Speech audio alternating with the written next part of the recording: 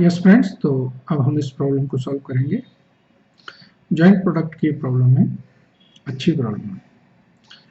T limited in the course of refining crude oil obtained four product A, B, C, D. The total cost till the splitter point was 97,600. Output हमें दे रखा है, quantity, cell value दे रखी है, separate cost दे रखी है। You are required to calculate the net income of each product if the joint costs are apportioned on the basis of sale value. यहाँ देखिए, joint cost हमारी किस में, sale value of different product. Okay, what would be the net income of the product from each product if it decide to sell at split off point. Okay, तीसरा, in case the company expected to operate the same labor per production and sales in the year 2012, could the company increase the net income by altering the processing decision? If so, what would be the overall net income? Which product should be sold at split off point, assuming that all costs incurred after split off point are variable. ठीक है, मतलब ये जो 30,000, 6,000 और 1,000 ये जो cost दी है हमें, सेपरेट कॉस्ट, ये सारी हमारी वेरिएबल है। चलिए, तो पहले हम कैलकुलेशन हमें देनी है कि अगर हम जो नेट जो वो है हमारी जॉइंट कॉस्ट है, उसे हम सेल वैल्यू पर अपोर्शन करते हैं तो क्या रहता है। ठीक है, तो इसको करते हैं। सेल वैल्यू जो है, इसके ब्रैकेट में मैं लिख देता हूं एनआरवी। एनआरवी का मतलब होता है net realisable value, net realisable value at split off point. ठीक है, मैं बताता हूं कैसे हुआ। हम बनाएंगे statement showing net income after further process, joint cost allocate NRV basis। ठीक है, प्रोडक्ट है हमारे ए बी सी डी और ये हमारा total. Sale after further process हमें दी हुई है 1,15,000, 10,000, 4,000, 30,000। ये होगी 1,15,9,000। सेपरेट एक्सपेंसेस, और हम इसको कह सकते हैं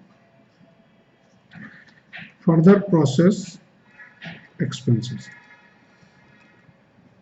इसमें लग रहे हैं हमारे 30,000, इसमें लग रहे हैं 6,000 और इसमें लग रहे हैं 1,000, 37,000। तो ये हमारी बनेगी sale at split off point. इसी को हम बोलते हैं net realisable value.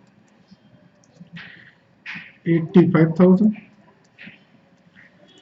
4,000, 4,000, 29,000, 1,32,000। Joint cost 97,600 in NRV अगर हम बांटते हैं तो इसका जो शेयर आता है यह आएगा 68,000, 3,200,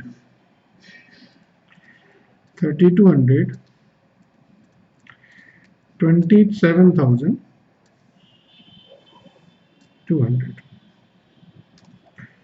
तो नेट इनकम जो है 17,800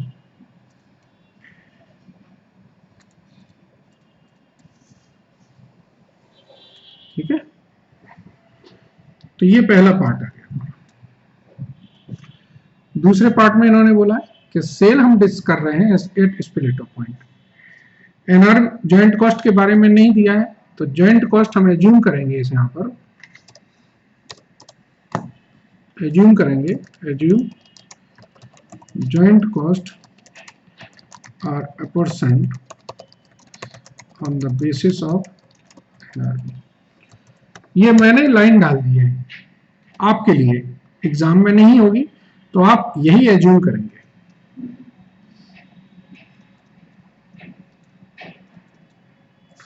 statement showing net income if sale at split off and joint cost apportioned on NRV basis। तो प्रोडक्ट हमारे हैं ए बी सी डी, ये हो जाएगा total. Sale value at split off दी है हमको 15 पैसे, 50 पैसे, 80 पैसे, 3 रुपए।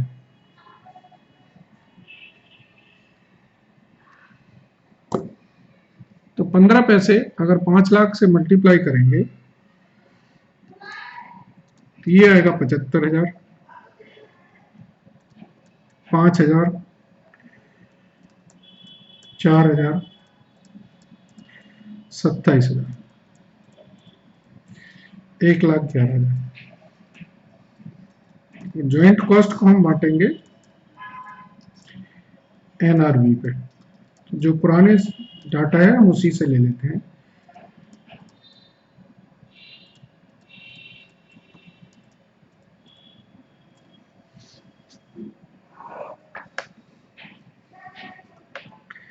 तो जो नेट इनकम आ रही है हमारी,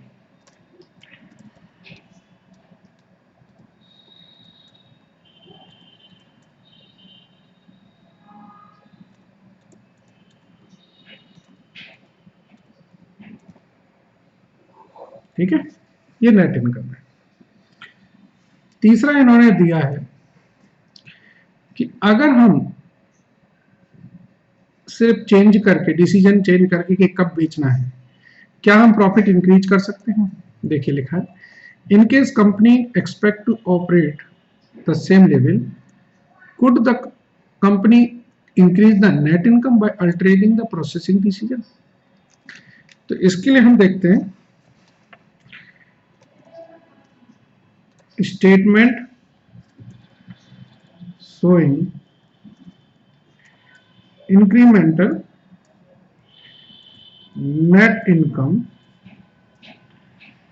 due to further processing।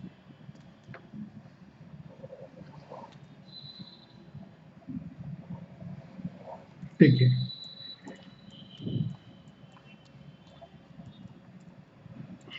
आप लिखेंगे इंक्रीमेंटल सेल कितनी है। आप अगर, चलो ऐसा करते हैं, इसको ऐसे लिखते हैं, अलग अलग लिखते हैं।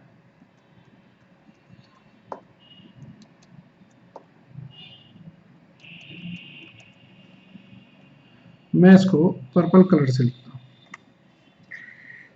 सेल आफ्टर फर्दर प्रोसेस कितना है, 1, 15, 10, 4, 30, 159। Sale at split off 75, 5, 4, 27, 1,11,000। तो इंक्रीमेंटल सेल कितनी है,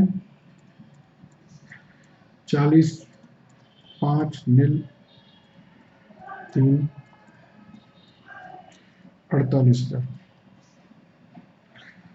फर्दर प्रोसेस की जो कॉस्ट है वो कितनी है? 30, 6, 1,000।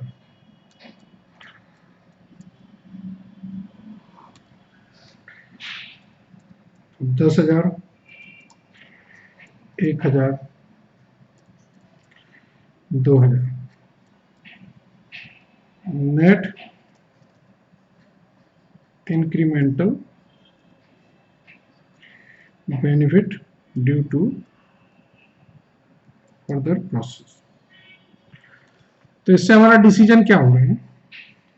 डिसीजन हमारा हम यहां लिख देते हैं ऊपर, चाहे अगले पन्ने पे लिख देते हैं। डिसीजन हमारा ये हो रहा है कि हम एक प्रोडक्ट जो है, product A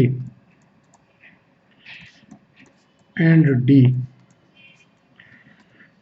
should be sale after further process, and product B and C should be sell at split up point। ठीक है। Profit after implementing above policy A, B, C, D। A आपको 17,000 कमा के देगा, B आपको 1800 कमाएगा, C आपको 800 कमाएगा और D आपको 5,800 कमा के देगा। तो ये 2,600 और ये आपके 22,800। तो टोटल हो जाएगा आपका 25,600। ये फर्दर प्रोसेस करेंगे और ये स्प्लिट ऑफ पे सेल करेंगे। ठीक है ना। तो आपको 25,400 का प्रॉफिट होगा। जो अभी आपका प्रॉफिट कितना है? अभी आपका प्रॉफिट देखो गौर से,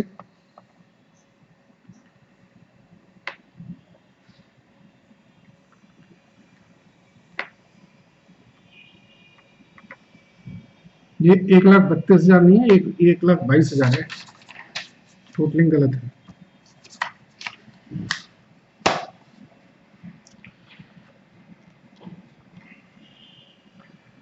दिस इज